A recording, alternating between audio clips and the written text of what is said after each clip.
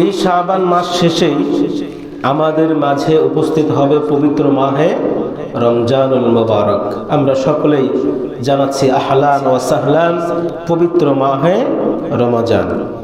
এই পবিত্র মাহে রমজান, এই মাসকে প্রোটোকল দেওয়ার জন্য, স্লোগান দিয়ে আহলান সাহলান দেওয়ার জন্য, এই মাসটাকে সুন্দরভাবে গ্রহণ করার জন্য আরও শাবান মাস এবং রজব মাস, অর্থাৎ রমজানেরও 2 মাস আগে থেকে এই মাসটাকে আমরা পাওয়ার জন্য, এই মাসটাকে সুন্দরভাবে কাটানোর জন্য, এই মাসের সম্মানে, এই মাসের ফজিলত ফাজাইল বুজুর্গি এটা হাসিলের লক্ষ্যে আমরা আরও 2 মাস আগ থেকে কি করতেছি? প্রোটোকল দিচ্ছি। অর্থাৎ ইবাদতের মাধ্যমে, আল্লাহকে স্মরণের মাধ্যমে, নবীকে স্মরণের মাধ্যমে, বিশেষ করে বেশি বেশি ইবাদত এবং সর্বোপরি রোজার মাধ্যমে আমরা এই পবিত্র মাহে রমজানকে প্রোটোকল দিয়ে আসছি। সুবহানাল্লাহি ওয়া বিহামদিহি। সেই মাস আজকের দিন এবং কালকের দিন চলে গেলেই আমরা সাহারি খেয়ে ইনশাআল্লাহুল আজিজ আমরা পবিত্র মাহে রমজানের রোজা শুরু করতে যাচ্ছি। বিশেষ করে আগামী দিনেই ইনশাআল্লাহ তারাবির নামাজ শুরু হবে, ঠিক না? তো এই পবিত্র মাহে রমজানুল মুবারক আমাদের মাঝে আসতেছে, এটা একটা খুশির কারণ না? যারা মুমিন, যারা মুত্তাকি, যারা মুসলিম পরিচয় দিবে তাদের খুশির কারণ হবে এটাই। আর যারা মুনাফিক, যাদের ভিতরে নিফাক আছে, যারা রমজান মাস আসলে নিজেকে খুব বেশি ছোট মনে করে, তারা ভাবে যে রমজান মাস আসলে তো খেতে পারবো না, কারণ রোজা রাখবে না। এখন রোজা রেখে দেখা যাবে রোজা না রাখার কারণে আমরা অন্য অন্য মাসগুলোতে যেমন সাগরে খেতে পারি, ওরকমভাবে তো তারা খেতে পারবে, দেখা যাবে আলোতে তো খেতে পারবে না, অন্ধকারে খেতে হবে, ঘরের ভিতরে খেতে হবে। বিশেষ করে হোটেলগুলোতে, এখন তো হোটেলগুলো খোলা, হ্যাঁ, এখন যখন রমজান মাস আসবে পর্দাশীল নারীদের মতো হোটেলগুলো কি করা হয়? পর্দা দেওয়া হয়, সামনে কাপড় দিয়ে পর্দা দিয়ে দেওয়া হয়। এটা মানে বেরোজাদার যারা রোজা রাখবে না তাদেরকে সম্মান দেওয়ার জন্য। নাউজুবিল্লাহ বলি, আসলে কি তাদেরকে সম্মান দেওয়ার জন্য? জোরে বলেন না। হয়তো দুনিয়াতে মানুষকে না দেখিয়ে খাবার খাচ্ছে, কিন্তু আমার আল্লাহ দেখে কি দেখে না? জোরে বলেন, দেখে কি দেখে না? সমুদ্রের তলদেশে একদম তাহতা সারা যেখানে, সেই জায়গার ভিতরে একটি কালো পাথর আছে। সেই কালো পাথরের উপরে ছোট্ট একটি কালো পিপিলিকা সেই গুটি গুটি পায়ে পায়ে হাঁটে। আমার আল্লাহ সেই পায়ের আওয়াজটুকু শুনতে পান। সুবহানাল্লাহ। শুধু তাই না, ওই পিপিলিকার যে গুটি গুটি পায়ের যে কদমের চিহ্নটা, সেই চিহ্ন পর্যন্ত আমার আল্লাহ দেখে, বলি সুবহানাল্লাহ। এখন যেই ব্যক্তি পর্দা টাঙিয়ে খাবার খেলো, আমার আল্লাহ দেখছে না? দুনিয়াতে ছাড় দিবেন, কিন্তু আখিরাতে সেদিন ধরবেন, সেদিন আর ছাড় নাই। তো সেই কথা বলছিলাম যে এই পবিত্র মাহে রমজান মাসে যারা মুমিন হবে, যারা মুমিন মুত্তাকি, যারা আল্লাহর পেয়ারা বান্দা, তাদের জন্য রমজানটা আসা, আগমনটা এটা খুশির কারণ, ঠিক কি না? যারা মুমিন মুত্তাকি এদের জন্য খুশির সংবাদ, এদের জন্য খুশির কারণ, এদের জন্য আহলান সাহলান, অর্থাৎ পবিত্র মাহে রমজানের খুশিতে, রমজানের আগমনে তাদের মনের ভিতরে একটা উৎফুল্লতা কাজ করে, তাদের মনের ভিতরে একটা আনন্দ কাজ করে, তাদের মনের ভিতরে একটা আল্লাহর প্রেম জেগে যায়, তাদের মনের ভিতরে নবীর প্রেম জেগে যায়, বলি সুবহানাল্লাহ। সেই মাসকে সামনে রেখে আমরা আজকে শাবান মাসের শেষ জুমা বিদায় দিতে যাচ্ছি। উপস্থিতি, যেহেতু রমজানুল মুবারক মাস একদিন পরেই আমরা পাচ্ছি, এই রমজান মাসটাকে আমরা গত জুমায় বলেছিলাম, আলোচনা ছিল আমাদের মৃত্যু এবং রমজান মাসের পূর্বে যে আমাদের কিছু করণীয়, অর্থাৎ রমজান মাসটাকে আমরা কিভাবে কাটাবো, এইটার আমরা একটা পূর্ব প্রস্তুতিমূলক 12টি পয়েন্টের উপরে কথা বলেছিলাম। যে এই 12টি স্টেপ বা 12টি পয়েন্ট যদি আমরা এই পবিত্র মাহে রমজান মাসে আমাদের জীবনে, আমাদের লাইফে অ্যাপ্লাই করি, অর্থাৎ রমজানকে সামনে রেখে, তাহলে আমাদের রমজান মাসটা সুন্দরভাবে কাটানোটা সহজ হয়ে যাবে। তো আজকের আলোচনাও ঠিক তারই ধারাবাহিকতায় আমাদের এই রমজান মাসের গত জুমার আমাদের সেই 12 পয়েন্টের ভিতরে একটা পয়েন্ট ছিল যে রমজান মাসটাকে একটা রুটিন মাফিক আমাদের রমজান মাসটা কাটাতে হবে। অর্থাৎ কেমন রুটিন, যে সাহরি খাওয়া থেকে নিয়ে শুরু করে আবার সাহরি পর্যন্ত এই যে টাইমটা থাকবে, অর্থাৎ একদিন সাহরি থেকে সাহরি টু সাহরি, এক সাহরি থেকে আরেক সাহরি পর্যন্ত প্রত্যেক দিন একটা রুটিন করতে হবে, যে এই রুটিন মাফিক আমাদের রমজান মাসটা কিভাবে কাটবে, এই একটা পয়েন্ট ছিল। সেই পয়েন্টের ধারাবাহিকতায় আমরা আজকে আলোচনা করব যে এই রমজান মাসটাকে সফল কিভাবে করা যায়। গত রমজানগুলো কিভাবে কেটেছে সেটা তো যারা আমরা পার করেছি আমরা সকলেই অবগত আছি, কিন্তু অনেক সময় দেখা গেছে পবিত্র মাহে রমজান মাস আমরা যতটুকু গুরুত্ব সহকারে পালন করার কথা ছিল, যতটুকু গুরুত্ব দিয়ে ইবাদত করার কথা ছিল, যতটুকু গুরুত্ব দিয়ে আল্লাহর নৈকট্য হাসিলের কথা ছিল, আমরা সেরকম করতে পারি নাই। কিন্তু এই একটা বছর আমাদের গত জুমার আরেকটা পয়েন্ট ছিল যে মনে করতে হবে আপনার এই জুমা মানে এই রমজান এটা আমাদের জীবনের শেষ রমজান। এটা ছিল না, এটা একটা পয়েন্ট ছিল যে আপনাকে মনে করতে হবে এই রমজানটাই আমার জীবনের হতে পারে শেষ রমজান, এরপরে রমজান আমি পাবো আপনি পাবেন এর নিশ্চয়তা দিতে পারবো? কারণ এক সেকেন্ডের কোনো ভরসা নাই। সুতরাং আমরা কেউ নিশ্চয়তা দিতে পারবো না, গ্যারান্টি দিতে পারবো না যে এই রমজানের পরে আরো একটি রমজান আমরা পেতে পারি, এরকম কোনো সম্ভাবনা নাই। সুতরাং আপনাকে আমাকে মনে করতে হবে এটাই আমাদের শেষ রমজান। তাহলে যদি মনে করি এই রমজানটাকে সফল করার জন্য আপনাকে আমাকে রুটিন মাফিক কিছু ইবাদত বন্দেগী করতে হবে, যদি করতে পারি তাহলে আল্লাহর সবচাইতে নিকটবর্তী হয়ে যাব, বলি সুবহানাল্লাহ। কেননা আল্লাহ পাক রব্বুল আলামিন এই মাসটাকে তিনি বলেছেন ইয়া আইয়ুহাল্লাযীনা আমানু কুতিবা আলাইকুমুস সিয়াম কামা কুতিবা আলাল্লাযীনা মিন ক্বাবলিকুম লাআল্লাকুম তাত্তাকুন, বলি সুবহানাল্লাহ। আমার ভাইরা, মহান রব্বুল আলামিন শুধু উম্মতে মুহাম্মাদের জন্য না, তাম বিশ্বের ভিতরে যত নবী রাসূল আলাইহিমুস সালাম যারা এসেছেন প্রত্যেকটা নবী এবং রাসূলের উপরে আল্লাহ পাক রব্বুল আলামিন এই রমজানের বিধিবিধান দিয়েছিল, বলি সুবহানাল্লাহ। আল্লাহ বলে ইয়া আইয়ুহাল্লাযীনা আমানু কুতিবা আলাইকুমুস সিয়াম, হে ঈমানদারেরা তোমরা শোনো, হে মুমিনেরা তোমরা শোনো, কুতিবা আলাইকুমুস সিয়াম, আমি আল্লাহ পাক রব্বুল আলামিন তোমাদেরকে পবিত্র একটি মাসের রমজানকে ফরজ করে দিলাম, বলি সুবহানাল্লাহ। আল্লাহ পাক রব্বুল আলামিন বলেন শুধু তোমাদের উপরে দিলাম এমনটা না, এই বিধান শুধু তোমাদেরকে দিয়েছি এমন কোনো চিন্তা করতে পারবা না, কেননা আমি আল্লাহ পাক এই আয়াতের পরের অংশে জানিয়ে দিলাম কামা কুতিবা আলাল্লাযীনা মিন ক্বাবলিকুম লাআল্লাকুম তাত্তাকুন। আমার আল্লাহ পাক বলেন কামা কুতিবা আলাল্লাযীনা মিন ক্বাবলিকুম, হে ঈমানদারেরা তোমরা মনে করতে পারো শুধু এক মাসের রোজা আমি তোমাদের উপরে চাপিয়ে দিলাম, শুধু তোমাদের উপরে ফরজ করে দিলাম, বিষয়টা এরকম না। তোমাদের পূর্বে যত নবী ছিল, তোমাদের পূর্বে যত রাসূল ছিল, প্রত্যেকটা নবী এবং রাসূলের উম্মতদের উপরে এই রোজার বিধানটা আমি আল্লাহ পাক ফরজ করে দিয়েছিলাম। আল্লাহ পাক বলেন হে দুনিয়ার মানুষ শোনো, শুধু কি তাই নাকি, হয়তোবা তোমাদের উপরে একটি মাস রোজা দিয়েছি, কিন্তু অন্য নবীদের উপরে কারো উপরে 3 দিন ছিল, কারো উপরে 5 দিন, কারো বা 7 দিন, কারো বা 15 দিন, আবার কারো বা 1 দিন, এরকম ভাবে কোনো নবী বাদ ছিল না। প্রত্যেক নবী রাসূলের উপরে আল্লাহ পাক এই পবিত্র রোজাকে ফরজ করেছিল, বলি সুবহানাল্লাহ। সেই রোজা আমাদের উপরে ফরজ করা হয়েছে। কেন করা হয়েছে? আল্লাহ পাক আয়াতের সর্বশেষ অংশে বলেন লাআল্লাকুম তাত্তাকুন, হে ঈমানদারেরা একটি মাস তোমাদের উপরে রোজা ফরজ করে দিলাম, যদি এই এক মাসের রোজাকে তোমরা তোমাদের একটি মাসে সুন্দরভাবে সফলভাবে রোজার সঠিক হক আদায় করতে পারো, আমি আল্লাহ বললাম জানায় দিলাম লাআল্লাকুম তাত্তাকুন, আশা করা যায় তোমরা সকলেই মুত্তাকি হয়ে যাবে, বলি সুবহানাল্লাহ।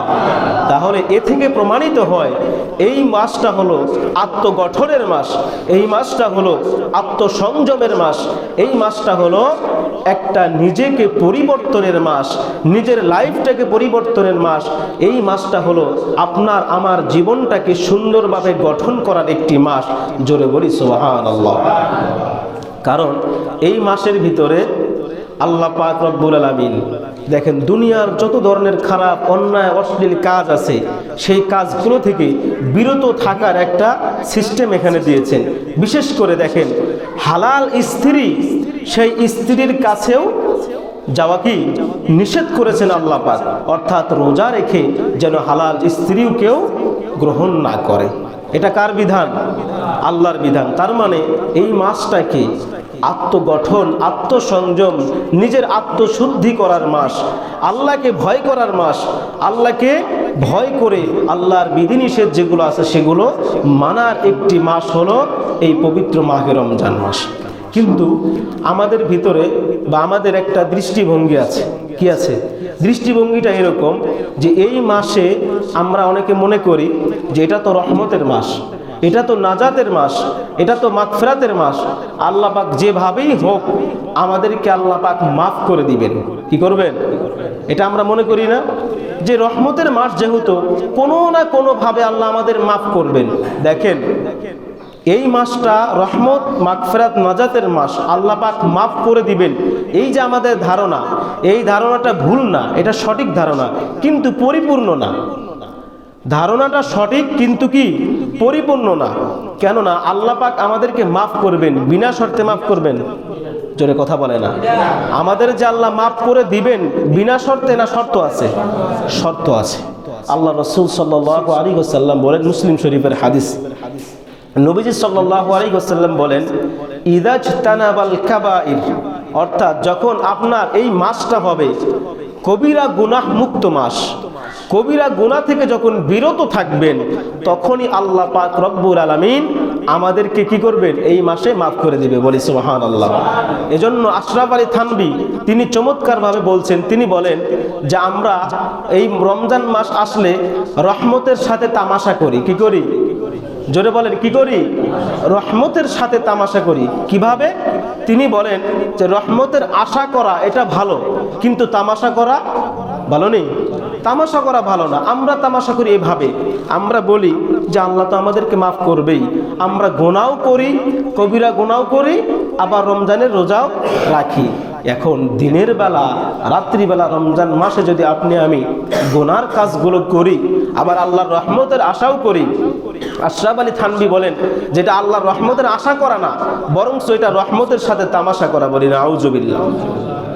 এই রমজান মাসের ফাজাইল কত, ফজিলত কত, হাদিস শরীফে তো অসংখ্য অগণিত আছে, অসংখ্য অগণিত আছে।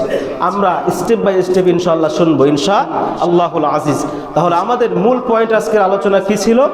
যে এটা রমজান মাসটাকে আমরা কিভাবে সফল করতে পারি। এই সফল করার জন্য আপনাকে এখন থেকে প্রস্তুতি নিতে হবে। আর 2 দিন, আজকে এবং কালকের দিন। তো কালকে আমাদের একটা কাজ আছে, সেটা কি? যে এই রমজানকে সফল করার জন্য 1 নাম্বার কর্মসূচি হতে পারে আপনার আমার জীবনে, সেটা হলো যে রমজানের যে চাঁদ উঠবে এই চাঁদটাকে দেখতে হবে। কি করতে হবে?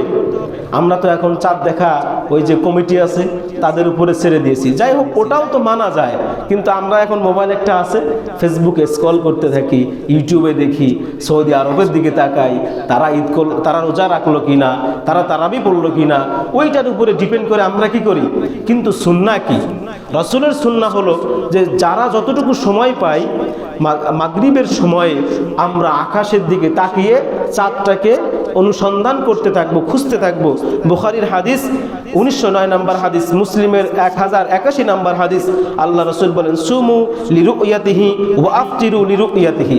আল্লাহ রাসূল বলেন তোমরা রোজা রাখো চাঁদ দেখে, আবার ইফতার রোজাটা ভঙ্গ করো, অর্থাৎ 1 মাস পরে রোজাটা ছেড়ে দাও, সেটাও কি দেখে? চাঁদ দেখে। সুবহানাল্লাহি ওয়া বিহামদিহি। তো রাসূল আমাদেরকে শিক্ষা দিলেন যে তোমরা চাঁদ দেখে রোজা রাখো। এখন আমরা আছি ইউটিউব নিয়ে, আমরা আছি ফেসবুক নিয়ে, আমরা আছি সৌদি আরবের দিকে তাকিয়ে, আমরা আছি নিউজের দিকে যে কে কখন বলবে যে আমাদের দেশে রোজা শুরু হয়েছে, তোমরা আগামী দিন থেকে শুরু করো। কে আমাদেরকে নিউজ দিবে? হয়তো কেউ একজন বলবে মেসেঞ্জারে মানে ফ্রেন্ড যারা আছে তারা ফোন দিয়ে বলবে দোস্ত বন্ধু চাঁদ তো দেখা গেছে, এরকম আশায় থাকলে চলবে? কারণ চাঁদটা দেখা যদি আমরা চেষ্টা করি, এটা একটা আল্লাহ রসুলের সুন্নাত আদায় হবে কি হবে না? আল্লাহ রসুলের সুন্নাত আদায় হয়ে যাবে। এটা হলো 1 নাম্বার কর্মসূচি, যে আমরা আগামীকালকে ইনশাল্লাহ সকলে মিলে চাঁদ দেখার চেষ্টা করবো। পারবো তো ইনশাল্লাহ? 2 নাম্বার কর্মসূচি, রোজাকে সফল করার জন্য, রমজান মাসটাকে সফল করার জন্য, সাকসেস করার জন্য আমরা 2 নাম্বার কাজ করতে পারি, তারাবির নামাজ পড়া। কি নামাজ পড়া? এখন অনেকে চিন্তা করবে যে 4 রাকাত পড়বো, কি পড়বো, 8 রাকাত পড়বো, পরে কি করব? দৌড়াইয়া বের হয়ে চলে যাব। আসলে বেশি বেশি ইবাদত, যেহেতু এই মাসটা বেশি ইবাদতের মাস। কিসের মাস? বেশি বেশি ইবাদত করার মাস। এখানে 4 রাকাত, 6 রাকাত, 8 রাকাত পরে দৌড় দেওয়ার তো কোনো মানে হয় না। আপনি যতটুকু পারেন ইবাদত করেন। তো 20 রাকাত নামাজ পড়লে সওয়াব কম না বেশি? যখন আপনি 20 রাকাত থেকে 16 রাকাত পড়বেন, 4 রাকাতের সওয়াব কমে গেল না? কথা বলে না। কারণ বেশি বেশি নফল ইবাদতের মাস। তো আপনি নফল ইবাদতই মনে করেন, সুন্নত নাই মনে করেন, এটাকে নফল নামাজই মনে করেন। তাহাজ্জুদের নামাজ 12 রাকাত পড়েন, কেউ 8 রাকাত পড়ে, কিন্তু বেশি পড়লে কি বেশি সওয়াব? তো তারাবির নামাজটাও তদ্রূপ। আমরা যদি বেশি বেশি পড়তে পারি, তাহলে আল্লাহ পাক রব্বুল আলামিন আমাদের আমল নামায় সওয়াব বেশি দিবেন না কম দিবেন? বেশি দিবেন। হাদিস শরীফ, নাসাই শরীফ 2210 নম্বর হাদিস, অর্থাৎ 2210 নম্বর হাদিস। আল্লাহ রসুল বলেন, ক্বালা রাসূলুল্লাহ সাল্লাল্লাহু আলাইহি ওয়াসাল্লাম, ইন্নাল্লাহ তাবারাকা ওয়া তাআলা ফারাদা সিয়ামা রমাদান আলাইকুম। আল্লাহ রসুল বলেন, ইন্নাল্লাহ তাবারাকা ওয়া তাআলা ফারাদা সিয়ামা রমাদান আলাইকুম। তিনি বলেন যে আল্লাহ পাক রব্বুল আলামিন তোমাদেরকে রমজান মাসের রোজাকে ফরজ করেছে। বলি সুবহানাল্লাহ। আল্লাহ রসুল শেষ করেন নাই, তিনি বলেন ওয়া সানানতু লাকুম কিয়ামাহু, যে আল্লাহ পাক তোমাদের উপরে রমজান মাসের রোজাকে ফরজ করেছেন, আর আমি রসুল সাল্লাল্লাহু আলাইহি ওয়াসাল্লাম কিয়ামুল লাইলকে তোমাদের জন্য সুন্নাত করে দিলাম। বলেন সুবহানাল্লাহ। আল্লাহ রাসূল বলেন, ফামান সামাহু ওয়া কামাহু ঈমানান ওয়া ইহতিসাবান, যদি কোনো বান্দা, আল্লাহর কোনো বান্দা, আমার কোনো উম্মত এই একটি মাস ব্যাপী রোজা রাখে এবং তারাবিহের নামাজ পড়ে ঈমানের সহিত, ইহতিসাবের সহিত, রাসূল বলেন খরাজা মিন যুনুবিহি কায়াউমি ওয়ালাদাতহু উম্মুহু। বলি সুবহানাল্লাহ। দেখেন কত চমৎকার কথা, খরাজা মিন যুনুবিহি।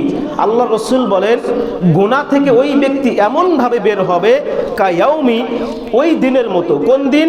ওয়ালাদাতহু উম্মুহু, যেই দিন যেই সন্তানটা মায়ের পেট থেকে জন্মগ্রহণ করেছিল, ওই দিন যে ব্যক্তি নিষ্পাপ ছিল, গুনাহমুক্ত ছিল। আল্লাহ রাসূল বলেন কোন মানুষ যদি ঈমানের সহিত রাত্রিভর কিয়ামুল লাইল করে, অর্থাৎ তারাবিহের নামাজ পড়ে এবং আপনার কি করে, সারাটা দিন রোজা রাখে, আল্লাহ রাসূল বলেন ওই সন্তানের মতো আল্লাহ পাক তাকে নিষ্পাপ বানিয়ে দেয়। সুবহানাল্লাহ। আর একটু জোরে বলেন সুবহানাল্লাহ। তাহলে তারাবির নামাজ পড়ার দরকার আছে না নাই? জোরে বলেন আছে না নাই? আমরা পড়বো তো ইনশাআল্লাহ। এবার 3 নাম্বার কর্মসূচি, এই রমজানটাকে সফল করার জন্য 3 নাম্বার কাজ যেটা করতে হবে সেটি হলো সাহরি খাওয়া। কি খাওয়া? সাহরি খাওয়া। অনেকে উঠতে পারে না, ঘুমের কারণে উঠতে পারে না, ওই সময় দেখা গেল সে ব্যক্তি আপনার না উঠার কারণে সে খেতে পারলো না, তার বিষয়টা ভিন্ন। কিন্তু আপনি উঠলেন, ওঠার পরে কিছু খাইলেন না, চিন্তা করলেন যে আমি তো খাবো না, না আজকে পেট ভরা আছে, না খেয়েই রোজা রাখলাম। দেখেন আল্লাহ রসুল একটা হাদিসের ভিতরে বলেন যে আমরা রোজা রাখি সাহরি খেয়ে, আর ইহুদি খ্রিস্টান যারা তারা রোজা রাখে না খেয়ে। তারা কি করে? না খেয়ে রোজা রাখে। তো আমাদের একটা পার্থক্য করার জন্য হলেও সাহরি খাওয়ার দরকার আছে না? আছে। এবার আসেন, আল্লাহ রসুল সাল্লাল্লাহু আলাইহি ওয়াসাল্লাম বলেন, নাসাই শরীফ 2144 নম্বর হাদিস, বুখারী শরীফ 1923, মুসলিম শরীফ 1095 নম্বর হাদিস। আল্লাহ রসুল বলেন, ক্বালা রাসূলুল্লাহ সাল্লাল্লাহু আলাইহি ওয়াসাল্লাম, তাসাহহারু ফা ইন্না ফিস সাহুরি বারাকা। বলি সুবহানাল্লাহ। আল্লাহ রসুল বলেন তাসাহহারু, হে আমার উম্মতেরা তোমরা বেশি বেশি করে সাহরি খাও, কেননা ফা ইন্না ফিস সাহুরি বারাকা, এই সাহরির ভিতরে আল্লাহ পাক অফুরন্ত আপনার আমার জন্য রহমত বরকত রেখে দিয়েছে। বলেন সুবহানাল্লাহ। আমরা অন্য অন্য সময় খাবার খাই, যদিও খাবার খাওয়াটা কি হালাল, হালাল না? এই খাবার খাওয়াটাও সওয়াবের। নিয়ত সহকারে খাইলে কি যে এই খাবারটা খাবো, খাবার খেয়ে আমি আল্লাহর ইবাদত করব, আমার গায়ে শক্তি আসবে, বেশি বেশি ইবাদত করতে পারবো, তখন আপনার খাবারটা আল্লাহ পাকের রাস্তায় সওয়াবের উদ্দেশ্য হয়ে যায়। সুবহানাল্লাহ। আর এই রমজান মাসের সাহরি খাওয়াটা এটা স্পেশাল ভাবেই আল্লাহ এর ভিতরে বরকত দিয়েছে, বলি সুবহানাল্লাহি ওয়া বিহামদিহি। তাহলে এটা হলো আমাদের 3 নাম্বার কাজ, যে এই রমজান মাসটাকে আমরা সফলভাবে কাটাতে চাই ইনশাআল্লাহ। তাহলে আমরা সাহারি খাবো তো ইনশাআল্লাহ? আমরা যতটুকু পারি, একদম সর্বশেষ সময়ে উঠছি, এখন অল্প সময় আছে, অন্ততপক্ষে 1 গ্লাস পানি, একটা খেজুর, এতটুকু খাইতে তো পারবো নাকি? সেই সময়টুকুর ভিতরে না হলেও 1 গ্লাস পানি আমরা পান করে রোজা রাখবো, যদি উঠার সমস্যা হয়। আর আমরা যারা, এখন তো মাইক আছে, ডাকা হয়, বাড়িতে বাড়িতে মোবাইল অ্যালার্ম আছে, আমরা উঠতেই পারি ইনশাআল্লাহ। এবার 4 নাম্বার, যে আপনাকে আমাকে রমজান মাসটাকে সফল করতে হলে সকল অন্যায় থেকে আমাদেরকে মুক্ত থাকতে হবে। কি করতে হবে? সকল অন্যায় কাজ থেকে আমাদেরকে মুক্ত থাকতে হবে, বিরত থাকতে হবে। কেননা আপনি যদি এই রমজান মাসে সকল অন্যায় অপকর্ম গুনাহের কাজ থেকে যদি আপনি নিজেকে বিরত রাখতে না পারেন, তাহলে আল্লাহ রাসূল সাল্লাল্লাহু আলাইহি ওয়াসাল্লাম একটি হাদিসের ভিতরে বলেন, আপনার ইবনে হিব্বান, সুনানে ইবনে হিব্বানের একটি হাদিস, তিনি বলেন এই হাদিসের ভিতরে, লাইসা সিয়ামু মিনাল আকলি ওয়াশ শুরবি ইন্নামা সিয়ামু মিনাল লাগবি ওয়ার রাফাস। আল্লাহ রাসূল সাল্লাল্লাহু আলাইহি ওয়াসাল্লাম বলেন, যেই মানুষগুলো রোজা রাখার সময়, অর্থাৎ রোজা রেখে গুনাহের কাজ করে, আল্লাহ রাসূল বলেন এই রোজা রাখাটা তার জন্য ইন্নামা সিয়ামু মিনাল লাগবি ওয়ার রাফাস। এই যে গুনাহ করতেছে, এই গুনাহ করাটা, রোজা রেখে মিথ্যা বলা, গুনাহ করা, চগলখড়ি করা, অন্যের গীবত করা, যত ধরনের অন্যায় অপকর্ম আছে, এই কাজগুলো যারা করবে, আল্লাহর রাসূল বলেন, লাইসা সিয়ামু মিনাল আকলি ওয়াশ শুরবি। এই যে গুনার কাজ করলো, এই ব্যক্তিটা যে রাত্রিবেলা খাইলো, সারাদিন অনাহারে থাকলো, আল্লাহর রাসূল বলেন এটা অনর্থক থাকলো। এটা কি করলো? অনর্থক, অর্থাৎ আল্লাহর কাছে এটা কবুল হবে না। আল্লাহর কাছে কি হবে না? কবুল হবে না। দেখেন, আমাদের গুনাহ, আমরা যারা গুনাহ করি, মানুষের 2টা জিনিস সবচাইতে বেশি গুনাহ করে। 2টা জিনিসের দ্বারা কি করে? বেশি গুনাহ করে। সবাই বলেন কয়টা জিনিস? 2টা জিনিস দ্বারা মানুষ বেশি গুনাহ করে। 1 নাম্বার হলো আমাদের এই জবান, জিহ্বা, এই জবান দিয়ে মানুষ সবচাইতে বেশি গুনাহ করে। 2 নাম্বার হলো লজ্জা স্থান। এটা আমি বলি না, আল্লাহ রাসূল সাল্লাল্লাহু আলাইহি ওয়াসাল্লাম বলেন, বুখারী 6474 নাম্বার হাদিস, আল্লাহ রাসূল বলেন, মাই ইয়াদমান লি মা বাইনা লাহইহি ওয়া মা বাইনা রিজলাইহি আদমান লাহুল জান্নাহ। আল্লাহ রাসূল বলেন, যারা 2টা জিনিসের হেফাজত করতে পারবে, আমি রাসূল বললাম, তারা আমি রাসূলের সাথে জান্নাতে প্রবেশ করবে। বলেন সুবহানাল্লাহ। আমাদের জবান দ্বারা গুনার কাজ বেশি হয় কি হয় না? এখন বলেন, রাসূল বললেন এই 2টা জিনিসের যারা হেফাজত করবে, ওই মানুষগুলো জান্নাতে যাবে আমার সাথে। আর যারা এই 2টা জিনিসের হেফাজত করবে না, তারা আল্লাহ রাসূলের সাথে জান্নাতে যাবে? কথা বলে না, যাবে নাকি? আমরা মুখ জবান দ্বারা যাহা ইচ্ছা তাহাই বলি, যা মন চায় তাহা বলি, কারণ এই মুখ দ্বারা গীবত করি, এই মুখ দ্বারা হিংসার কথাগুলো ছড়িয়ে দেই, এই মুখ দ্বারা, এই জবান দ্বারা একজন আরেকজনের নিন্দা করি, এই মুখ দ্বারা একজন আরেকজনের নামে গীবত শাকায়েত করি কি করি না? করি। কেমন? এই জবান দিয়ে একজন খুব ভালো অবস্থানে আছে, খুব ভালো অবস্থান, আমরা এই জবান দিয়ে গীবত করি, আরে সে তো ওই হারাম কাজ করে, এইটা করে, সেইটা করে, এত সম্পদের পাহাড় করছে। যে ব্যক্তিটা ভালো কাজ করেছে, তার তো সমালোচনা করার দরকার নাই, আসেনি? নাই। একজন মানুষ সমাজের উন্নয়ন করতেছে, ভালো করতেছে, আমরা দেখা গেল অনেক সময় তার গীবতে লিপ্ত হয় না, এরকম অনেক সময়। এইটা করা যাবে না। তাহলে এই যে রমজান মাস আমাদেরকে শিক্ষা দিচ্ছে, রমজান আমাদেরকে শিক্ষা দিবে যে অন্যায় কাজগুলো করা যাবে না। এখন দেখা গেল একজন, বিশেষ করে দেখেন, যখন আলেমদের গীবত আছে না, এরকম আলেমদের মহাবিপদ ভাই।